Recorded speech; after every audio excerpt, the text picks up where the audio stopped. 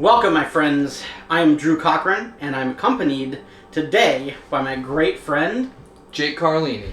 Today, we are going to be discussing and answering a question. Jake, what is the question?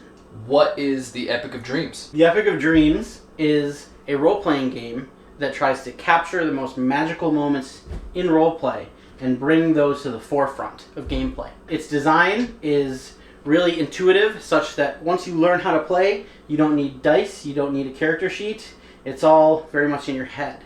It's all about trying to make the story be what you're thinking about. You're never thinking about, oh, this number plus that number, this, that, the other. So it's taking all the monotony out of the role-playing game. Exactly. It's taking all the hassle and making it raw, fun. So the focal point is strictly the adventure. Yes. The whole point is to keep your head in the story as opposed to thinking about all these mechanics. Right. Alright, so that's all cool, but how does it really work? So yeah, we're going to go over your core stats. We're going to go over the Circle of the Muse. We're going to go over the Muse. We're going to go over combat and magic. It's going to be great. It is going to be great. Jake, you've played the game before, right? I have played the game before, yes. I've played the game a few times. It was through the one story that we were doing, the Three Skulls Saga. Great podcast. With our friend Kevin Miner. Oh, love that, man. So, in the Epic of Dreams, your character sheet is based off of 3 main stats. That's your backstory, this thing called your level, and this other stat called your order class. And when you combine those 3 things together in different combinations, or interpret them in different places, they create the rest of this character sheet here. And you see there's a couple numbers. Jake, let's say that you were playing your most favorite character ever. Who's your most favorite character in all of fiction? Goku. Goku, yeah. So, you know him like the back of your hand. You know everything about him because he's your favorite. Right. Yeah. You know that he's a terrible father. Absolutely. Well, that's just because he's being such a good person to everyone else. Because, he's being like super Jesus. He had to do what he had to do. Yeah. But that's one of his flaws, let's say. But his dream would be... all he wants to do is fight the strongest person in the world. Yeah, he's kind of short-sighted. Right. Another flaw. Yeah. But in the Epic of Dreams, we take these story points about a person's persona and backstory, and they become focal building blocks. That is the first part of your character sheet. You'll see on the character sheet here that dreams and ideals and flaws and agonies are right there in the center because they invest your character in the world. And if you're invested in your character, it all just, makes a big old pot of immersion. Right. Yeah. Right. So, let's say you're playing as your favorite character, Goku. Okay. You know everything about him. I'm playing as Goku. Alright, yeah. After you know that you're playing as Goku or your favorite character, then you have these 2 numerical stats called your level and your order class. So your level, it ranges between 1 and 9. There's 9 levels in the Epic of Dreams. And what that level does, it determines your reach with how your circle checks go. So for your best skill ever, what would you think Goku's best skill is? Goku's best skill is fighting. Yeah, that's cool. it. Martial arts. So if he were level 5, right? Yeah. Then, because Kung Fu is his best skill, whenever you chose a circle check on this little wheel here, you would add 5 to your whole range. So if you chose 17, then your total range would be 17 through 2. And then if any of those numbers match any of the dude's defensive numbers, then you clobber him in the face. We call it the best skill a character has their forte.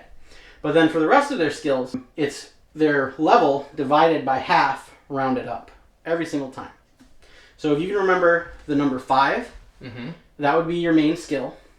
And then if you can remember 5 divided by 2 rounded up, is 3. So if you remember 5, then you'll remember 3 for the rest of your skills. Gotcha. Okay. Yeah. That's easy. Okay, what's order class? Order class is essentially a very abstract measurement of how large a creature's physical or spiritual size is. So you have ranges here from 0 to 7. 0 being a gnat, 2 being a humanoid. Anything that stands around this tall and has 2 legs would be order class 2. And then it goes all the way up to order class 7, where you have creator gods and eldritch horrors. That is massive. That's a lot. 7's big. Yeah. And we have this breadth of sizes, but the numbers aren't that stretched out, as you can see. Usually we use those to compare. And the other thing about order class is that it never really changes. So your level will go up over time. Okay. But your order class will always remain 2 if you're a human. Gotcha. If like a witch transforms you into a raven or something, then your order class will go down to 1. On the screen here, you can see the different totems for each of the order classes. And they go from 1 to 6. What order class does, it determines your health and your damage, as well as your physical limitations. So order class is more of a concept than an actual integer number. But when you piece it all together, you add your level plus your order class to get your vigor, which is your health, right? Right. So if you're Goku, level 5, we'll say that Goku's order class 3 because he's a Saiyan and he's not really a human. Okay. So 5 plus 3 is 8, right? Right. If you remember that you're playing as your favorite character, Goku. Right. And then your level is 5. And then your order class is 3. Then you have all of your core stats for the rest of your character sheet. And they add together in different ways. And as you gain system mastery, it all just boom. And then you're playing. You're using the Circle of the Muse, which we'll get into in a second.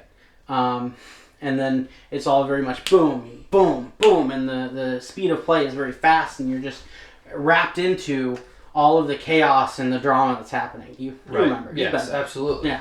Yeah. What was your favorite part of the Three Skull Saga? Honestly, I feel like the craziest part for me was in my backstory. Yeah? When Kevin was playing as Jakan, who was a pimp that I worked for as Yaku, in Baghdad. And he like sold me out. And he betrayed you straight it was up. Crazy. Like I was trying to save his life and he like turned the cops on me and it was insane. It was crazy. And you remember that? Oh, of course we I remember filmed that like over a year ago. Yeah. I remember it like a movie. Like I played in my head. A movie in your head. Like, yeah, it's great. I love it. Yeah. And the thing about character creation is that we actually play out all of those formative moments inside of a character's development. You sit around the table, you tell one character's forming, and then the other players will play as the NPCs, and you walk out on the other side having a slew of details, and you get so many benefits mechanically. And like you said, you remember everything about Yaku. I mean, it's a great way to write a story, that's for sure. Boom. Yaku is near and dear to your heart now. Right. You couldn't forget those experiences. Yeah, you're right. What we came up with this like over a year ago? Over a year ago. And I still remember like my whole guy because he's me, you know? Like, yeah. But once you have your level and your order class remembered, those 2 simple numbers, only one of them ever changes. And then you remember your backstory that you play through with your friends. And then you play the game, you have all this system mastery, it all clicks. And when that clicks, you're on a wild ride. Am I right, Jake? Absolutely. Cool. Absolutely. So the Circle of the Muse is our core mechanic. What it boils down to is, can you guess the number that I'm thinking of? Or the number that I roll on this dice. Right. If you're using dice, you can just use a d20. That's all you'll need. The thing about the Circle of the Muse, as we call it, is that it's not about getting a high number and beating a low number. It's all about just matching or evading the values. So as long as you match your numbers or evade if you're getting attacked or a spell cast on you, then you will instantaneously succeed. Now the thing is, when you're guessing a number in somebody's head, it's usually just one number. The difference with the Circle of the Muse is that both the number that's the DM is thinking of and the number that you'll be guessing have a range on them called reach. And like we talked about before, that's determined largely by your skills. Right. And then some other little modifiers that are based on your story. Yeah, so you're going to be Yaku. Okay. And you're going to try and steal some coins. Alright, I gotta steal the coins off the counter without the guy noticing. Exactly. Okay. And you're to level 4 now because you leveled up in the campaign. Right. Get it? Yeah. So you'll add 4 to this roll. Okay. Okay. I'm going to roll my dice because, we're not there yet. We're just, feeling things out. I trust you. All right. Sounds good. Alright, cool. So I have to guess a reach of 4. With a reach of 4. So then you'll say, like if you chose 7, you'd say, okay, 7 through 11. All right? Okay. Cool. Yeah. Whenever you're ready, Jake. I'm doing 10 to 14. 10 to 14. Yep. Awesome. Well, I rolled a 3. Ah. Yeah. So I lost. Well, the thing is that my check has reach as well. So the average reach on any difficulty, and a lot of systems use difficulty targets, is 5 reach. So 3 through 8 was my range. And because you chose 10, those don't match. And the noble gets away from you with their coin purse intact. All right. So had I picked, 8 to 12. Yep. And you did 3 through 8. They would overlap, even by just the one. So that's a pretty big reach there. Yeah. For every point on the circle, you add or subtract 5% probability. Okay. Yeah. Gotcha. Mm-hmm. All right. That's awesome. But then immediately, the DM will know, as soon as you speak, you pass or you fail. Right. And then if you're in a new play group where you don't have that kind of trust level yet, the DM can still roll a dice after the fact and say, oh, 2, it doesn't match. Or he can just tell you the numbers and you can move on. Right. But the point of this game is to create those magical experiences that you have with you for the rest of your life. Those movies in your head. Right. And you can't build those with people who aren't going to be your friends at a table to play a game. Right.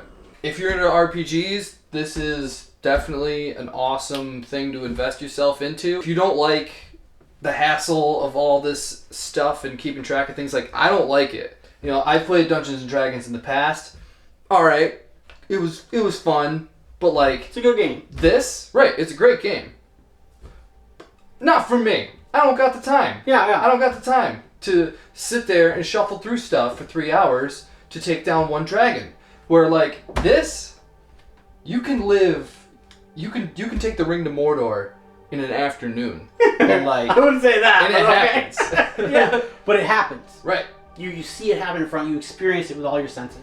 Yes. This is a very, very immersive game, and it really brings the best of you out, and it just brings all your energy out, and all your creativity, your imagination, it just poured out onto the table, and everyone's having a great time. I had a great time doing it. I can't wait to play it again. It's great. So, yeah, buy it. It's great. Do as he says, folks. Do as I says. Yeah, but seriously, Epic of Dreams, get it. Basilisk Edition. And tell your friends.